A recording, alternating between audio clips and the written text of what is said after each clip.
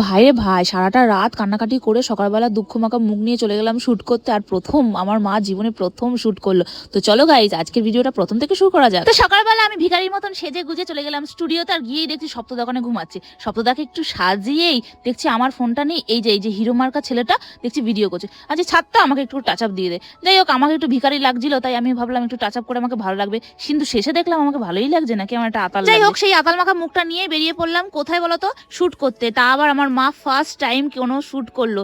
আর সত্যি বলতে খুব ভালো লেগেছিল। আর শুধু আমাদের বাড়িতেই না, সৌরভের বাড়ি, আমাদের বাড়ি, কার্তিকের বাড়ি, শ্রীতমার বাড়ি, আর অনেকের বাড়িতেই ছিল। সেগুলো আর কি ক্লিপ নেওয়া হয়নি। শুটটা শেষ করে স্টুডিওতে এসে দেখছি কেমন একটা সঙ্গের মতন সেজেছে শ্রীতমা। আমার দেখে একটু ভয় লাগছিল। আর এটা হচ্ছে আমাদের দুই মডেল। অবশ্যই কেমন একটা ওদেরও কিরকম একটা ভিখারির মতন লাগছিল না, পরে দেখবে কিরকম সেক্সি হয়ে যায়। দেন আমাদের সব থেকে ইম্পর্টেন্ট পার্ট, সেটা হচ্ছে খাওয়া দাওয়া। সেটা আমরা সেরে নিয়ে একটুখানি নাটক করছিলাম, কারণ নাটক is very important for me. এদিকে দেখছি এই হদ্দ গ্রাম থেকে তুলে আনা এই মহিলাটা খালি খালি ডগিদের গিয়ে আদর করে যাচ্ছে।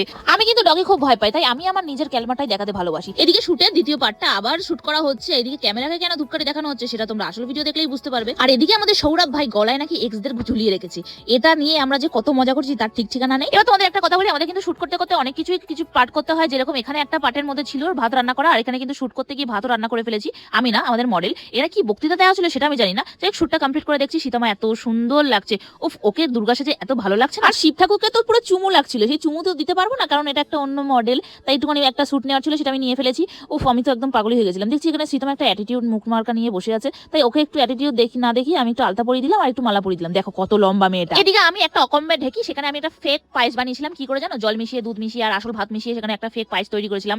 সবাই আমাকে একটুখানি গালাগালি কিস্তি করেছিল, আমি সেটা ইগনোর করে ডাইরেক্ট চলে গেলাম আমাদের শুটের দিকে। আর শুটটা এত সুন্দর হয়েছিল, জাস্ট অসাধারণ। এবার তোমরা একটু গেস করে বলো তো এটা কি নিয়ে শুট হয়েছে।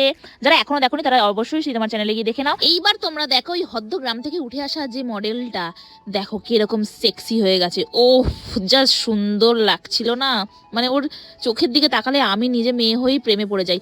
এই দেখো এত ভালো লাগছে। এই দেখো সিঁদুরটা মেখে নিয়েছে। এবার দেখো আসল রূপটা, এটাই হচ্ছে ওর আসল রূপ। তো বন্ধুরা, আজকের শুটটা তো আমরা খুব মজা করেছি। আর সুলগ্নাকে নিয়ে যা বলেছি ওটা কিন্তু একদমই ফালতু কথা। সুলগ্না খুব ভালো এবং মিষ্টি একটা মেয়ে।